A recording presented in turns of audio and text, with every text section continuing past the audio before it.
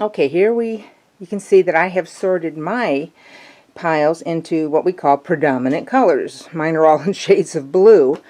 So I try to do it by darks and lights, and then I did it by similar content. Like mine are all landmarks, so I did like the Brooklyn Bridge in one pile. You know, the Statue of Liberty, Guggenheim, I just try to separate them that way. Because what you're going to find when we start putting them up, your blocks want to segue into something that's similar. That edge wants to bump into an edge of something that's similar. So that's what you do. I'm going to show you. We're going to start placing them up there. Let me get this adjusted. I'm here all by myself.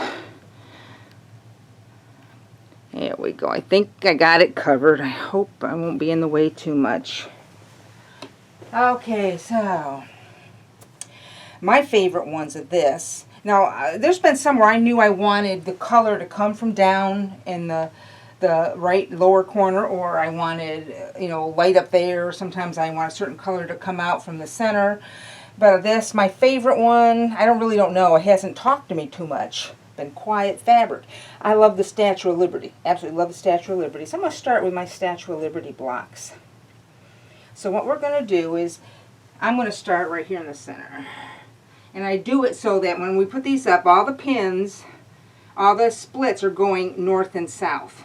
Because what you're going to see is that's why we have not sewn that center seam, because we're going to be sewing straight rows. Nothing too hard here. And that's all you do is you come up here and you start placing them up, being nice and neat. That's why it works so much better if you will take the time to really press these so they lay flat. You'll find when you have not done that, there's a price to be paid. But then again, I've gotten so excited. I've been up here designing, and I've gotten so sloppy I couldn't find my rows, so I had to stop and straighten everybody up. There we go. This is really all we're doing. Is you put the similar ones,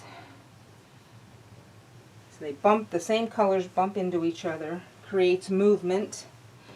And that's the other thing is, it's like when you want, your goal in this is to have your eye keep moving around this design wall. You don't want it to get stuck in one place. You want there to be a nice even flow. Your eye just wants to keep looking at new things. If it comes to a place and it just keeps stopping there, then there's obviously a block in the wrong place.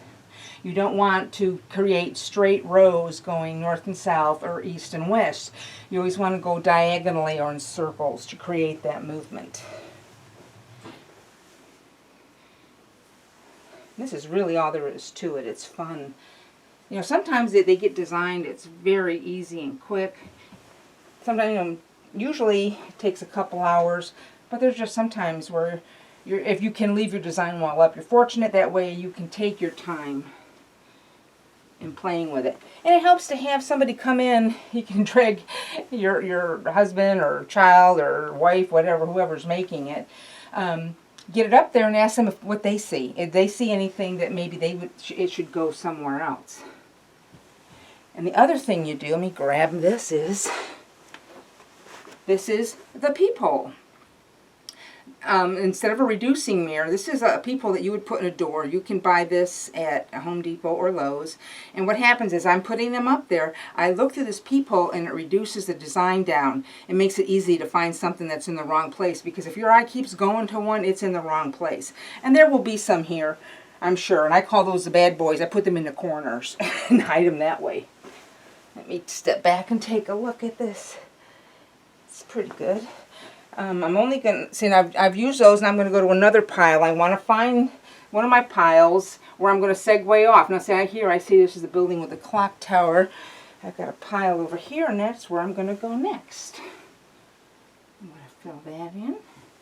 So you get them up there, check your peephole, see how it's looking, see if anything needs to be changed. You just keep going that way.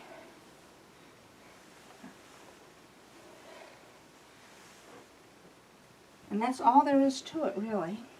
So what I'm going to do is, I won't film me doing the whole thing, that'd be boring, but I'll keep going, and then I'll come back, I'll show you how we even up the sides, We're going to number the rows, how we pin the rows together, and then how we join the rows. But this is the fun part. This is very creative and very satisfying.